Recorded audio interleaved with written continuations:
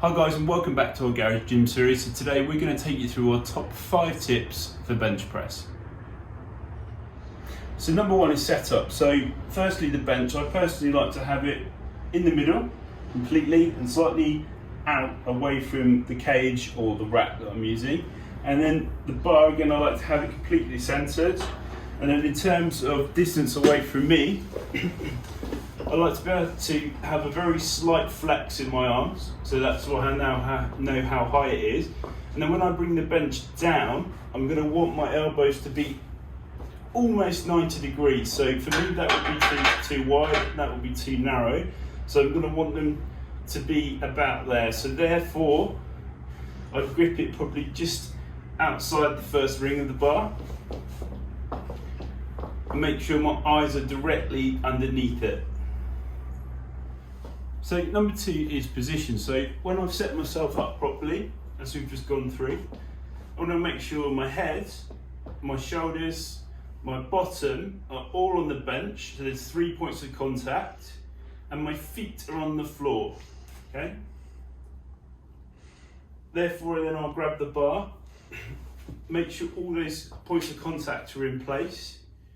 I'm going to be lifting the bar up slightly and then forwards, ready to start the lift.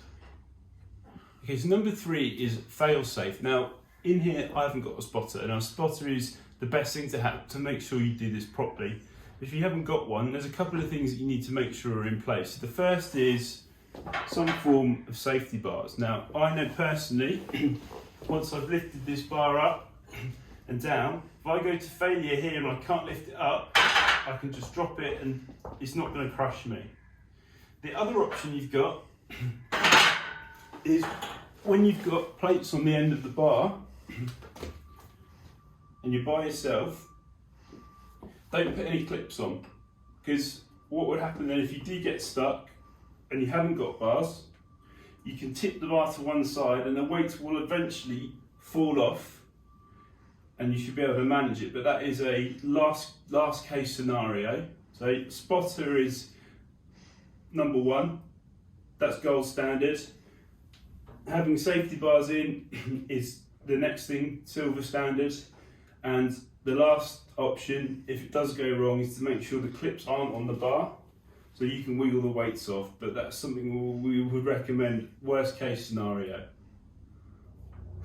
Number 4 is control. So when I'm bringing the bar down, we want to bring it down at a slower speed so I can drive upwards with as much force and power as possible.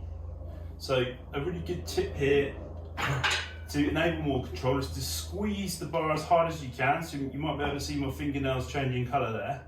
Squeeze the bar as hard as you can as you lower it down, breathing in.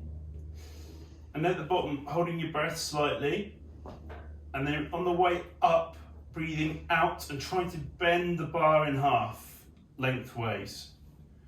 So breathe in, squeeze the bar as hard as you can, hold your breath at the bottom, breathe out and try and bend the bar in half lengthways. So slow it down, faster up. So slow it down, faster up. So squeeze, breathe in slowly, pause and hold, breathe out quickly and try and bend. So number 5 is consistency, and that's making sure you've got all the things we've just gone through in place every single time you do this lift. So making sure you've set up properly, making sure everything is in the right position, making sure you've got the right fail safes in place for you and your environment, making sure you've got as much control of everything you're doing when you're performing the lift. So there we have it. We hope you find those useful. Any questions or comments, drop below.